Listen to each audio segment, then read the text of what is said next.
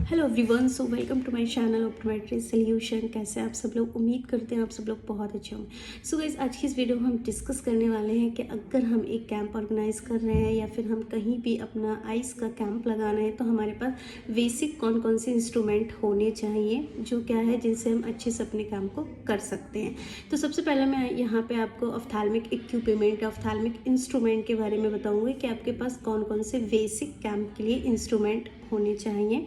जैसे आप जानते हैं क्या, हमारा जो आई का जो हमारा डिपार्टमेंट, मोस्ट ऑफ हमारे पास AR होता है, स्लिट लैम्प, रेटिनोस्कोप, काफ़ी सारे इस तरह के इंस्ट्रूमेंट होते हैं। बट कैंप में कौन कौन से कंपलसरी हैं जिससे कि आप अच्छे से क्या है पेशेंट का जांच कर सकते हैं। बहुत सारी चीज़ें क्या है आप फाइंड आउट कर सकते हैं उन इंस्ट्रूमेंट के थ्रू। तो फर्स्ट ऑफ ऑल आपके पास रेटिनोस्कोप होना बहुत ज़रूरी है।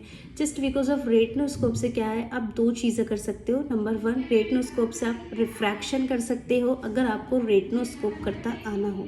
बट अगर मोस्ट ऑफ क्या है कि भाई रेटिनोस्कोपी हर किसी को नहीं आती, बट एटलीस्ट उसमें आपको ग्लो देखना आना चाहिए, जिससे क्या है आप वहाँ पे कैटरेक्ट पेशेंट को फाइंड आउट कर सकते हैं। जैसे आप सभी जानते हैं कि कैटरेक्ट जो होते हैं काफ़ी सारे टाइप्स के होते हैं, उनके जो ग्रेड्स हैं वो डिफरेंट देखने को मिलते हैं। बट कुछ कैटरेक्ट ऐसे होते हैं कि हमें स्लिट लैम्प एग्जामिनेशन में फाइंड आउट नहीं हो पाते हैं, जिससे कि हम रेटिनोस्कोप से ईजिली फाइंड आउट कर सकते हैं। तो आपको नंबर 1 आपको अपने कैम के लिए रेटिनोस्कोप लेना है।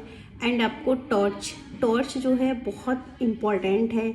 टॉर्च से क्या है हम सारा जो हमारा सुपरफिशियल है, सारा आइज़ का हम व्यू देख सकते हैं। मीन्स हमारी लिड्स में तो कोई प्रॉब्लम नहीं है, कंजक्टिवा या कॉर्निया में तो कोई प्रॉब्लम नहीं है। तो सबसे पहले टॉर्च हो गया, आपका रेटिनोस्कोप हो गया।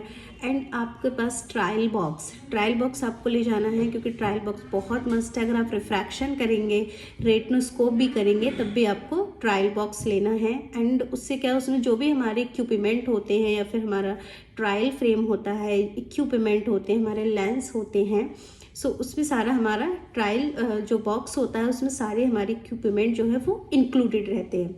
तो नंबर 1 मैंने आपको बताया था रेटिनोस्कोप। एंड नंबर 2 आपका हो गया torch light. Number 3 trial box. And number 4 में आपका vision chart, near vision chart and distance vision का फाइंड आउट नहीं करेंगे। डिस्टेंस का विजन कितना है, रिफ्रैक्शन करने पर कितना, रिफ्रैक्शन करने के बाद पावर क्या आ रहा है, तब तक आप नियर का एक्यूरेट पावर नहीं निकाल सकते।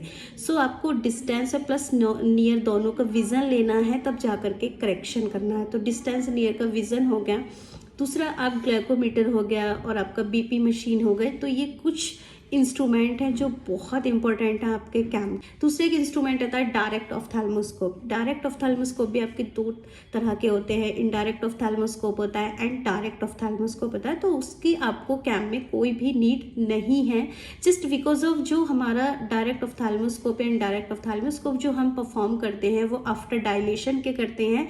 एंड डायलेशन में भी आपका 15 से 20 मिनट्स लगता है।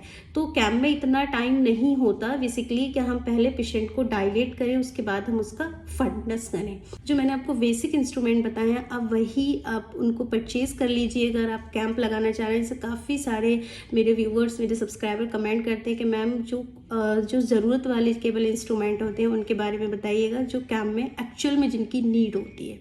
तो होप आपने इंस्ट्रूमेंट नोट कर लिए होंगे। And thank you so much for the watching video, likes and subscribe.